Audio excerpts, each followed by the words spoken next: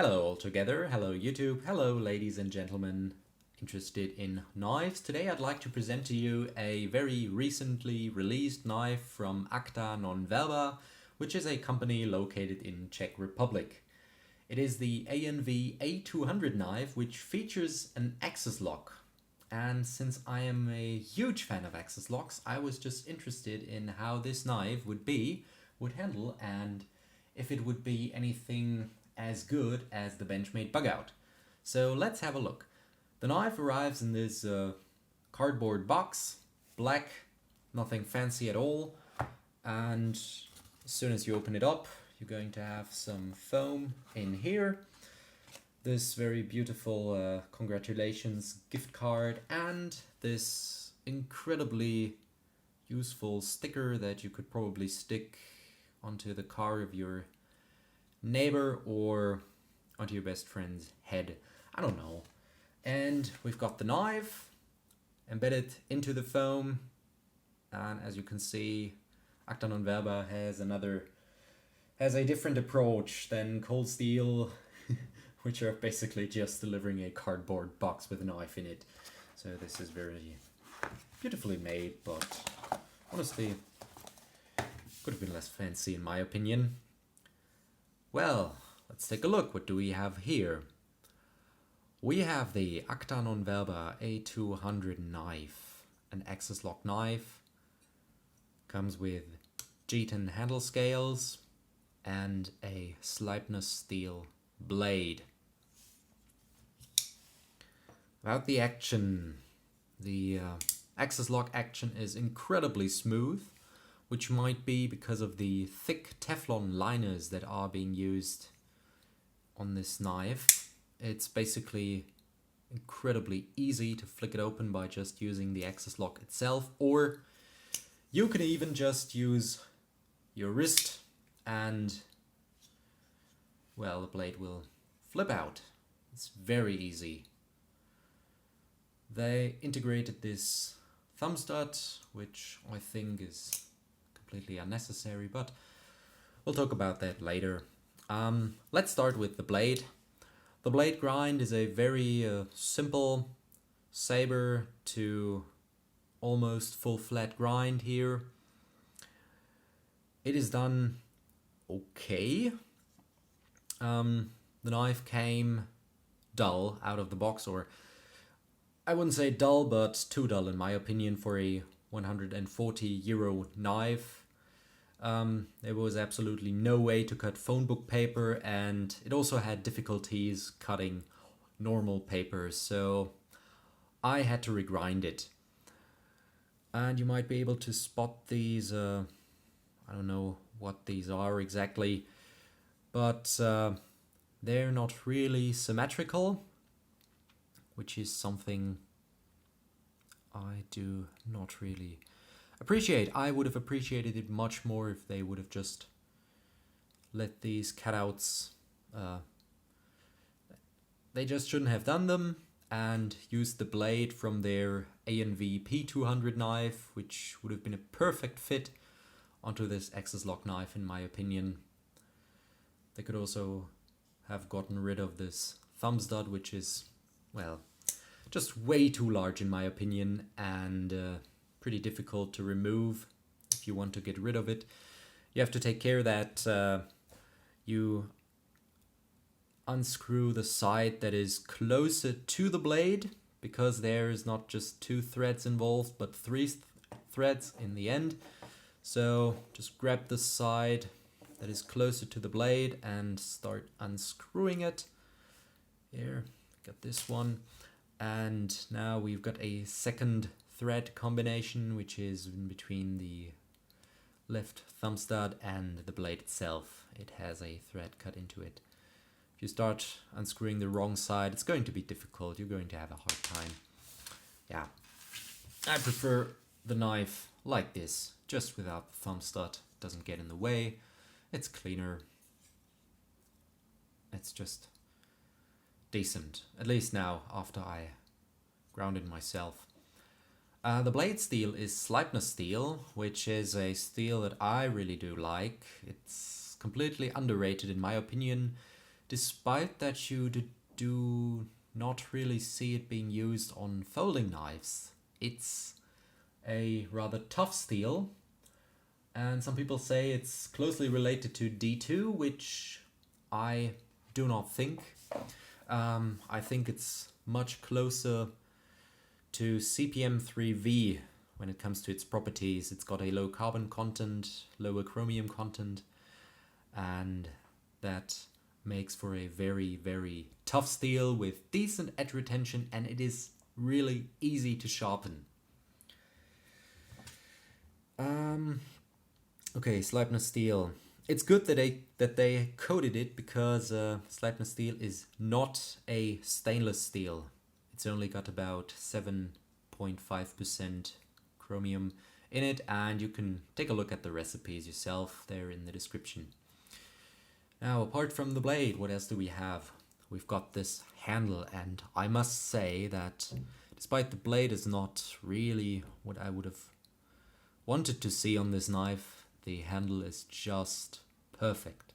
I mean, really perfect. The G10 is milled out really nicely. You've got these grippy portions here and smooth portions on the upper side and on the downside, so they should not eat up your pockets as much as, for example, Cold Steel's G10 scales do. We've got a nice and solid swivel, no, not a swivel screw. Damn it. I'm sorry.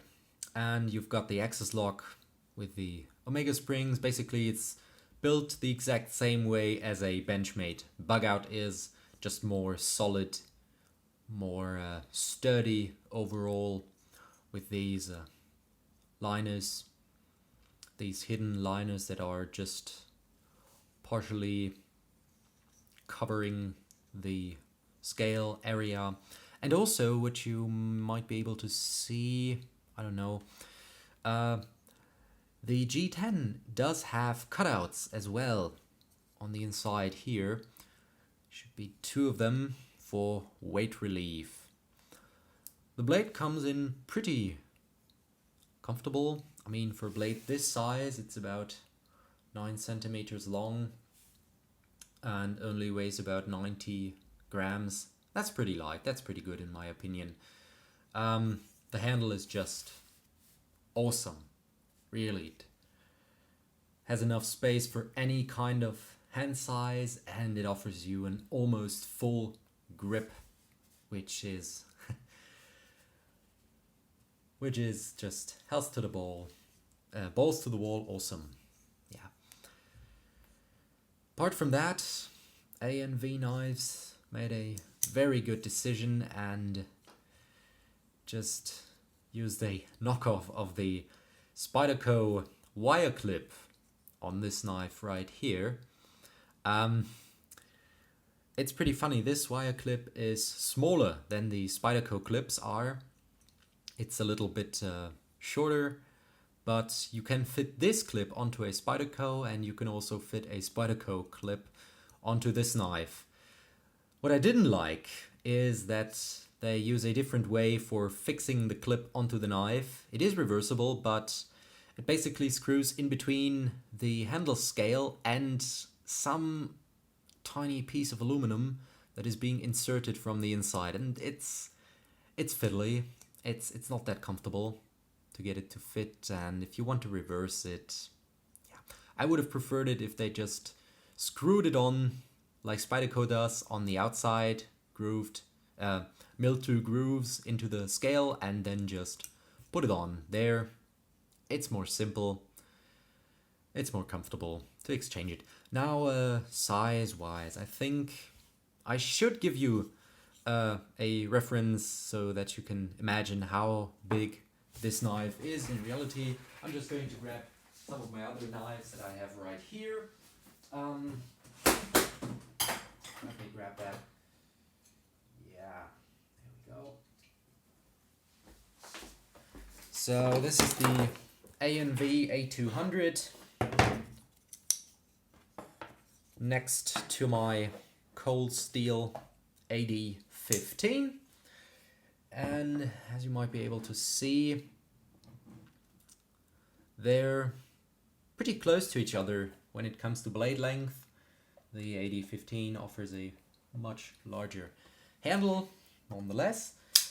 This is the A200 next to my Spyderco Caribbean. Again, the blade of the A200 is just a little bit shorter and the handle is a lot slimmer and a little shorter.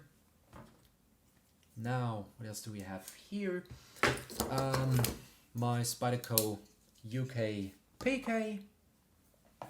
As you can see, it is of course a larger knife than the really compact UK PK in the end, and one knife that is very close in size, in my opinion, is the Manly Wasp number 2 or number 1, although the A200 has a smaller handle again, which is something I think I should mention. The blade to handle ratio is really good on this one. I've got almost all the handle area that is being transferred into blade length, and after sharpening it, I've got a very, very nice blade. Now, is it the better Benchmade Bugout? I wouldn't say so. I would say it's a different approach. I mean, I can see why I should pay 140 euros for this, and I can't see why I should pay almost the same price for the Bugout. This has just some much sturdier and higher quality materials, but they really should get their blade, their grind fixed, and probably go for another thumb stud, or no thumb stud at all, just a nail groove would have been perfect. Could still open it using your thumb. Yeah. ANV knives, I don't know. If you come by and watch this video, there is basically no information available on this knife by now. That's why I'm doing this. And I hope you and also my viewers are going to get a good impression of what you can expect from this knife. Now, I did a spine whacking test. I wanted to see if it could come close on you like the Benchmade Adamas did. Apparently, at least according to Dutch bushcraft knives, it did. And it did not close on my hand, or there was absolutely no blade play or wiggle whatsoever after doing the spine whack test. I think the access lock is just going to hold up great in the end. So, guys, this was my very first review on YouTube, my very first YouTube video. I hope you liked it. If you have any questions, just ask them in the comments and I will do my very best to answer them. Have a nice day. Goodbye.